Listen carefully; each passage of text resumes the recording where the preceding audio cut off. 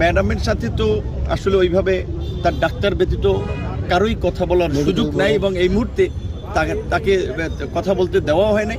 আমরা দেখে এসেছি দূর থেকে, ডাক্তারদের সাথে কথা বলেছি, তারা বলেছে যে গতকালকে থেকে অবস্থা স্থিতিশীল আছে এবং উন্নত মানের চিকিৎসা তার এখানেই হচ্ছে। আপনারা জানেন যে তার চিকিৎসক টিমে আমেরিকা, ইউরোপ থেকে শুরু করে বিভিন্ন দেশের ডাক্তাররা আছেন এবং তারা আপ্রাণ চেষ্টা করছেন। এর মধ্যে চীন থেকেও একটি বিশেষজ্ঞ দল, তারাও সহায়তা করতে চায়, বিভিন্ন দেশ থেকেই সহায়তা করতে চায় তার চিকিৎসা টিমে। তো তার পর্যাপ্ত এবং মানসম্মত চিকিৎসা তো হচ্ছে এখানে, বিশেষ করে গণ অভ্যুত্থানের পরে সরকার এবং বিভিন্ন দেশের আন্তরিকতায় সেটি হচ্ছে। আমরা আশা করি যে দেশের চিকিৎসাতেই হয়তো তিনি সেরে উঠতে পারেন।